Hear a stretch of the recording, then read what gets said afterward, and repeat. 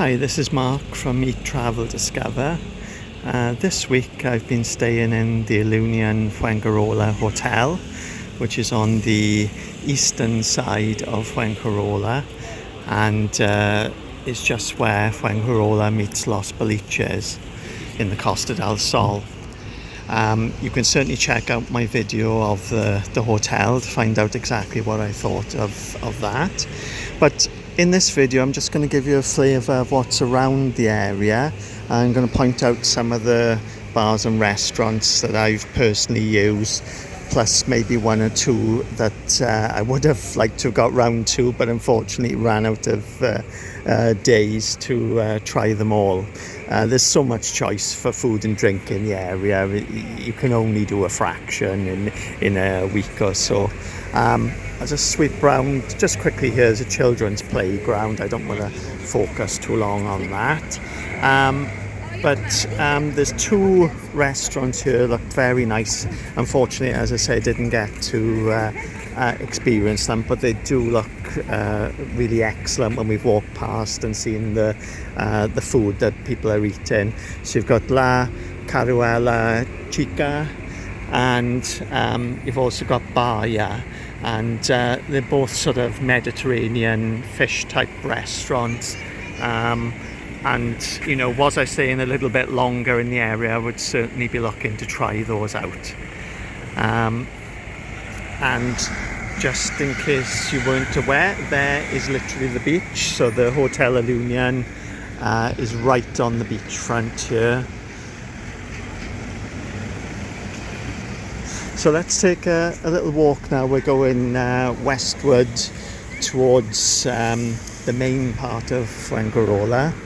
And as I say, I'll just point out a few places that I've personally enjoyed eating and drinking. And also I will point out a few hotels that I'm certainly considering for the future. So you can see how close these hotels are all together.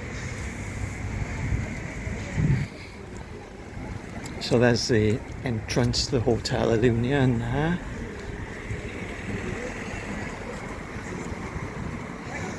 And then we've got a run of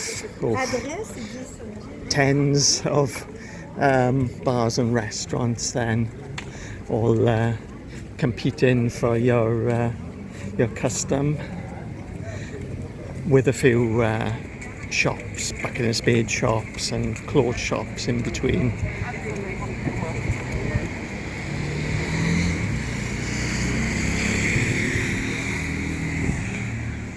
And then on the beach side, you've got spaced out then a number of sunbeds with parasols. They're sort of spread out every couple of sort of 50 meters or so. Plus then you'll have the beachside restaurants. They're more spaced out on that side of the road. Just got a local supermarket there, and then we start to get the restaurants here then.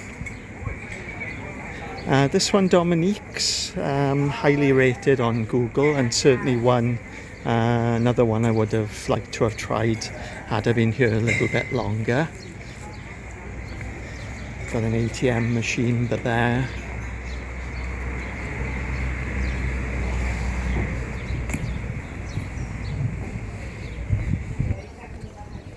Happy hour, 2 cocktails for €10 at Donizetti. Sandpiper closed at the moment. I have seen that open, and it was certainly an option when we were considering whether to have a more traditional Sunday lunch. Just got this one here. Once again, another one was certainly on my possible list, Primavera. I'm just taking it on a side street very quickly. There's two that I did try out here. So we've got Alley Cats here, very traditional British type sports bar. myself and my wife, we like a bit of the darts and we enjoy watching the Welsh players, and we were able to catch some of the darts matches here. As you can see, traditional sports bar, lots of football kits on the ceiling there, but that's a good option if you want to watch some sports. And reasonably priced as well. Off the top of my head, I believe it was about €8 for 2 drinks there. And another option then, we've eaten at twice here because it was such good value and such good quality food, is Sandy street food restaurant. They do chicken, so spit roast type chicken. They do burgers, sandwiches, mostly with chips or rice. Nothing sort of, how can we put it, nothing's going to blow your mind, but what they do to a high quality and really friendly staff there. So I'd certainly recommend that if you're in the area and you certainly want something of good value, quality food of good value. Certainly be a good one to go, especially perhaps if you've got children, they just like chicken and chips or something. They'll certainly enjoy that. Just give you an idea of the menu there.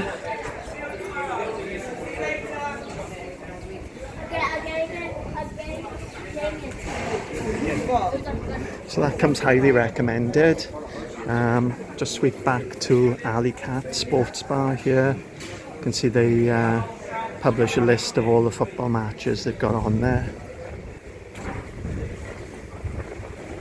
So just off the main promenade there, some great options if you either like simple but high quality food, or you're looking for a sports bar to catch up with the football, darts or whatever. There was golf on when I was there as well. Just seeing back on the main front here, we've got Primavera, as I just said. Another one that was on the potential list but didn't have time for.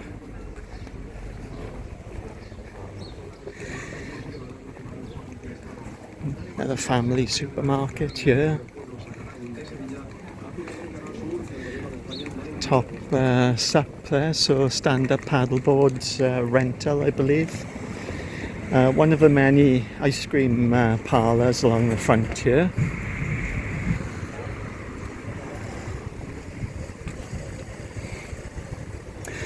Now this one, it's closed at the moment. Myself and my wife ate here last night. It's called Fogo, F-O-G-O.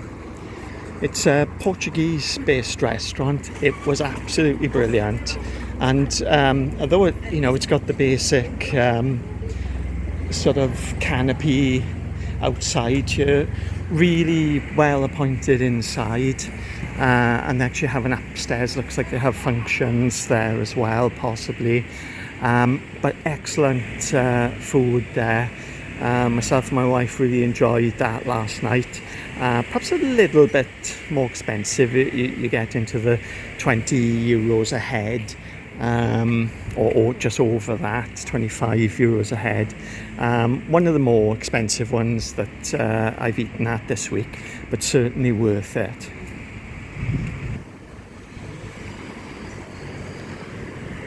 A few renovations going on here. Not sure whether it's an apartment block, or probably an apartment block, or whether it's potentially going to become a hotel. I'm not sure. But what we do have coming up here is the Hotel Yarama, which you will see listed on most British searches, sort of on the beach, TUI, that sort of thing. You will see the Hotel Yarama come up on the searches. I haven't actually been in there myself. I believe this was the one we passed once or twice, and they have had entertainment on, so if that's something you're looking for, this is certainly one to consider then. Looks quite quiet in there at the moment. So that's a 4-star hotel, Hotel Yarama. As part of their sort of building, they've got this little brunch snack bar called Civetta. I think I'm pronouncing that right. Bistro brunch bar. Once again, another one I didn't have a chance to get to, but certainly looks very interesting and good value there. One potentially to try.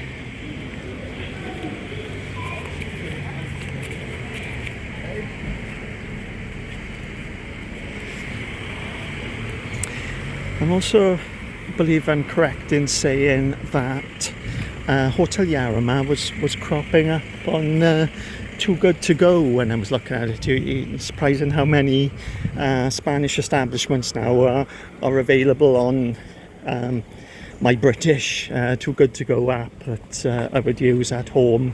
When you're out here, then they are available. So potentially can get some cheap hotel food or food from other restaurants. Obviously it's often going to be late at night, or maybe it'll be a breakfast food that you sort of pick up around midday, but that's an interesting one if you're looking to keep costs low, or perhaps you've had a big meal the night before and you're just looking for a snack. So something to consider there.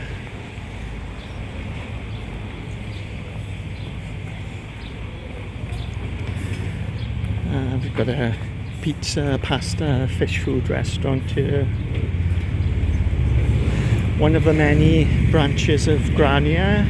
I've eaten here twice, I think, this holiday. If you're not familiar with Grania, it appears to be the sort of Greggs of Spain, but should we say a bit classier, and always sit-down options there. Really nice, excellent sandwiches, sort of pizzas, and then desserts. I had a pistachio dessert that was to die for. I may try and fit one of those in before I go back. Now then, we've got Hotel Jabega. Once again, certainly one that's on my potential list for a future visit. So once again, that's right on the front there.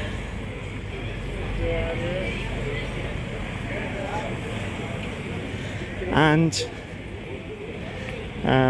without going too far now, we've also got the Hotel Angela, which is also 4-star. Sorry, I should say the Jabega appears to be a 3-star hotel. Hotel Angela 4-star. I believe I'm correct in saying it's recently been renovated. So it's certainly from the outside it's looking a lot brighter than it used to be, and I am informed that the rooms have been renovated as well. So certainly one I'll be thinking of in the future, and may well be one that you're considering for your holidays in Costa del Sol. So just sweeping round, looking back eastwards again towards the mountains above Benalmadena, and of course now the beachfront is on my right now. So I hope I've given you a flavour there of some of the hotel options in the area, and also a few potential places that you can eat out. I certainly recommend Fuengirola. It's a great area because it's all on the flat here, so anybody who's got any mobility issues, it would certainly be top of my list for the Costa del Sol. Some of the other areas, such as Benalmadena, Torremolinos, they all go from coast to hill, and you know, depending where your hotel is, you're going to be either away from the coast and difficult to get to, or perhaps you're going to be up the top and can't get to the coast, you know, vice versa. Whereas Fuengirola, it's pretty much all on the flat. And the Hotel Ilunion where I'm staying, that was literally 5 minutes from the Los Boliches train station. So, you know, as long as you've got the sort of mobility to maybe make a 5-minute journey, then you wouldn't need to use any taxis or anything then. Obviously you do see a lot of people using mobility scooters in the area, and there are places you can hire them nearby. So yeah, it's certainly a recommendation if you have got any mobility concerns. Okay, thanks for watching the video today. I hope I've given you some ideas for your next holiday, and a few places where you could potentially eat out. I look forward to seeing you again soon. This has been Mark from Eat, Travel, Discover. Thanks for watching.